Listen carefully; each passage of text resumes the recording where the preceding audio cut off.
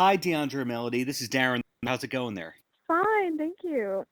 Great, thanks. Well, we're here to talk about your new album, Christmas with the Browns. How long did you guys spend making the album? This is Melody. Let's see, we started thinking about it probably early last year, thinking about that we wanted to do it, and so we kind of slated it in for this year. Um, record- so it's been a fairly quick turnaround. But then again, we've been talking about this, about doing this album for like 15 years.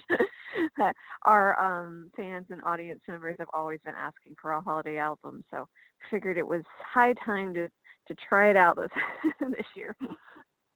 Right, and the album, of course, Steinway and Sons put out, and it's very unique to have the instrumental company that you endorse also be your record label. You guys came from the major label world, and you also worked with E1. But what is it that you like working about Steinway, both as your instrumental company and as also your label? This is Deondra. We have, over the years, become very close with our Steinway and Sons representatives. It's like one big family. And when they approached us years ago now for another album that we did with them, The Rite of Spring, to work with their production company, it seemed like a natural fit. We felt as a group that we were at a point in our careers where it would be beneficial for us to have a lot more control over our albums and be able to have a lot more say in the things that were going on in regards to the music. And so it seemed like a good fit to work with Steinway and Sons, where we could come to them with a completed project and have them work with us to help distribute the album.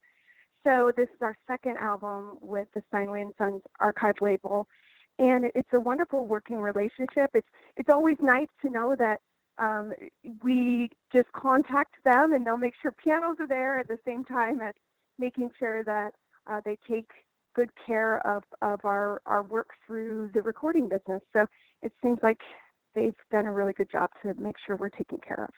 And when people record albums in the studio, you'll find a mix of people who record everything live and then they put in overdubs, and you'll find other people who do everything one track at a time. Are you doing all five pianos at the same time in the studio always? Yes, this is Melanie. It gets kind of crazy, and that's what makes having a really good producer with really good ears coming in to, help out with the album really important for us, because five pianos sonically, it's really hard to differentiate between those instruments. And so we've worked with Adam Abe's house for on a couple of albums now, and he's done such a good job being able to sort of delineate between the instruments, but also creating a sound that's very cohesive for the album. And so, yes, we're recording all five pianos at the same time, which makes every little nuance and every little thing that might not be together sound amplified over those microphones. So it's a really difficult process, but really satisfying in the end when you put out the product and you're like, oh my gosh, it's actually worked. Is it the same person always arranging the songs within the group? This is Deondra. We've worked with several individuals over the years. For this Christmas album, we have Greg Anderson, who's part of the Anderson Road duo, who does amazing arrangements. He did such a fun arrangement of Sleigh Ride for us that we to date think is one of our best five piano arrangements. It's just very festive. He throws everything from the sounds of jingle bells in there to to these festive type of sounds that you would associate with the song Sleigh Ride or with the atmosphere. But in addition to his piece, we have several pieces um, by Jeffrey Shumway, who is a friend of ours here in Utah, and he has taken very special care of some of our projects over the years, and he always does such a wonderful job for us. And so he did a couple of the arrangements, including the Nutcracker, which the five of us think is one of our favorites over the years. And he also did Oh Holy Night for us, which is a fun one as well. And then we used a new arranger to do a carol symphony for us. His name is Kevin Olson, and he had come highly recommended. And so he did a really great job kind of interweaving some of these old traditional carols that you may have heard through the years into a wonderful arrangement for us. So we've had the wonderful opportunity to work with some great people. Melody also herself decided to branch into almost uncharted territory for the five of us and do a couple of arrangements herself of some beautiful traditional old carols. So I think we have a pretty good mix on this album. I think it's safe to say that you're the most famous piano family in the world. Is there any temptation to play guitar or branch out with any other instruments from anyone? Oh my goodness. I think a while ago, that my like I mean, like when we were young, I know I always kind of wanted to pick up the guitar. And we actually did have a guitar and a violin and a flute in our household growing up. And I think a couple of us took a couple lessons, but we were already so entrenched in the piano that it kind of felt just a little bit weird to kind of start over again on another instrument. But I still tell my family members every once in a while, I was like, I really would like to pick up the guitar. I think it'd be really fun. And I do. I own a guitar, but I tried it a little bit. Maybe I just need lessons or something because it feels so different from the piano. So I don't know if I'm like the best candidate to be other instruments right now. I'm so used to the piano.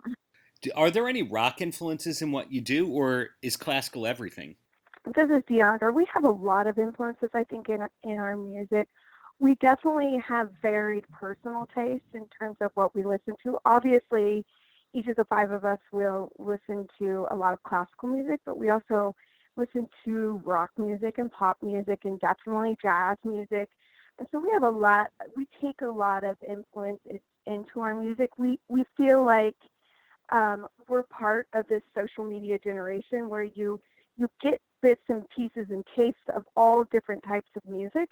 And so it's important to us to not just be aware of what's going on in the classical music industry, but to keep our eyes and ears open to what's going on in the rest of the world too. We feel like it helps us better relate to our audiences, and it brings in different elements into our music than maybe would be. And this is Melody. I just wanted to add to that. It's funny, the closest we ever got to anything rock was on our previous album. That was with Stravinsky's Rite of Spring. And it was funny because that particular piece has influenced so much of the rock world. For instance, Metallica has said that they've been inspired by it. And so it was the first time ever. We kind of call it our sort of angst album. That's why we were ready for something a little bit more sweet after it. And so Christmas felt like a good fit. But it was the first time on stage that we really felt like we could just completely let go and rock out, especially on the second part of the Stravinsky. And you can just feel those rhythms and you just feel like you're out there like any other musician in the rock world, just totally going for it. So yeah, we definitely feel like there are influences, like Deandra said, in all genres of music in our music. I could not have asked for a better answer than that. And in closing, any last words for the kids? This is Deondra. One of our biggest goals over the 15 years that we've been playing together now is to take this music that we've grown up listening to, that we love, that we're so passionate about, some of the most beautiful music and some of the most exciting music of history of music, and take it to this next generation of children, and hopefully have them grow up with not just an appreciation for this type of music, but for a passion and a love for it as well. And so it's been exciting over the years to see whole families attend our concerts, grandparents and parents and children, and have them all excited about the music. And it gives us honestly hope for the next generation of classical music concert goers, that people can relax and enjoy this music and not feel tied up in knots about the etiquette. We, as artists, kind of just throw all that out. We want people to be able to come to concerts or pick up an album of music and enjoy it in the same way they would another genre of music. And so I feel like the classical music world is starting to kind of throw off these boundaries that we've put on ourselves over the years, and realize that it's just about relating to people through their emotions and through common experiences as human beings, no matter where you live in this world. And that this music can be something that can inspire, can excite you, and we hope that it will just continue with the future generations of children.